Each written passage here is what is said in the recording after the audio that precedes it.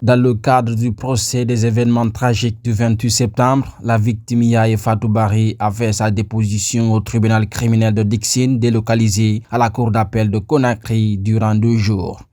Elle est la 4e victime parmi celles qui ont voulu comparaître à visage découvert pour raconter leur mésaventure. Dans sa narration, Fatou Bari a expliqué de long en large les supplices qu'elle a subis au stade dans les mains des bérets rouges. Ensuite, elle n'a pas occulté de mentionner les menaces proférées par Tcheboro à l'endroit des manifestants. À l'en croire, ce dernier n'a rien fait de bon et n'a fait que du mal ce jour parce qu'il était hors de lui, a-t-elle décrit.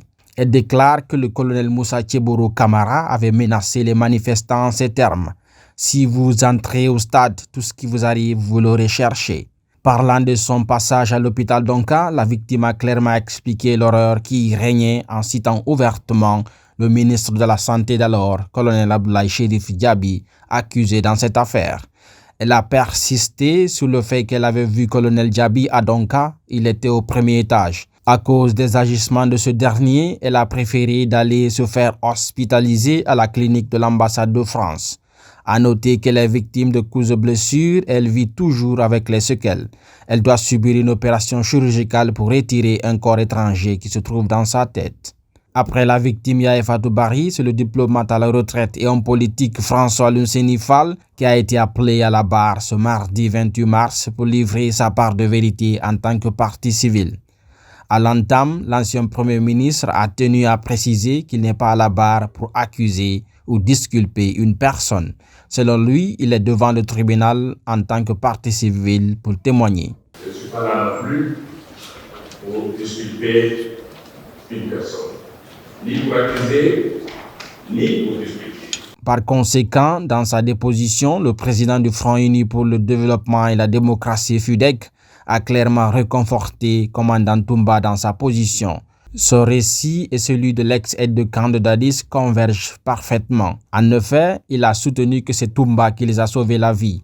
Lunseni Fall a déclaré, je cite, « S'il ne nous avait pas sortis du stade, on aurait eu le même sort que les autres. Le même sort que celui qui a aussi été sauvé parce qu'il avait joué le mort.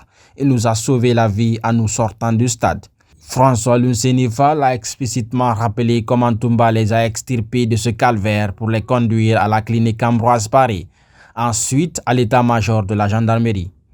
Dans le même sillage, il a lourdement chargé Marcel Guilavoki qui serait à la tête du groupe de militaires qui a molesté les leaders politiques au stade. En répondant aux questions du ministère public et des différents avocats, Lunseni Fall a relaté les scènes de violence et les menaces dont les leaders politiques qui étaient au stade le 28 septembre 2009 ont été victimes de la part de Marcel et de ses hommes. À l'enceinte du stade, il déclare « Le groupe de Marcel s'est emparé de nous. Nous avons reçu les premiers coups. Sidia a reçu un violent coup.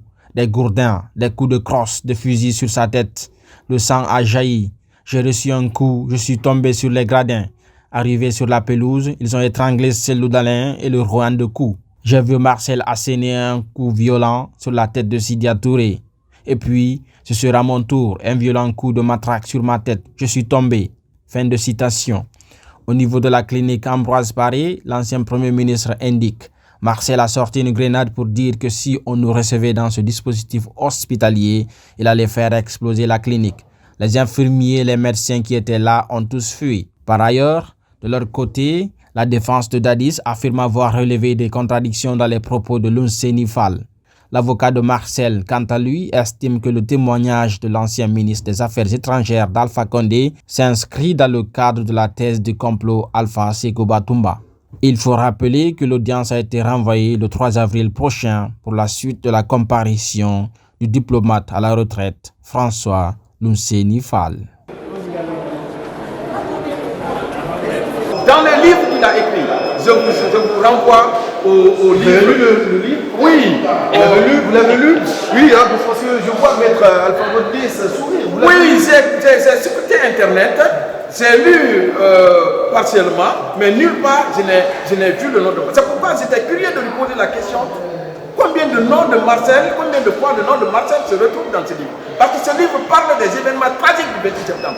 Et lui, en sa qualité de partie civile. Dans son livre que mon confrère n'a jamais lu, il ne connaît même pas Vous estimez il n'a jamais lu ce livre. Il ne connaît même pas le titre du livre. L'horreur des événements du 28 septembre aux élections de 2010. Il a appris ce titre ce matin parce qu'on l'a communiqué à la base. Ça n'a aucun sens. Il n'avait pas la possibilité de lire l'intégralité de ce livre.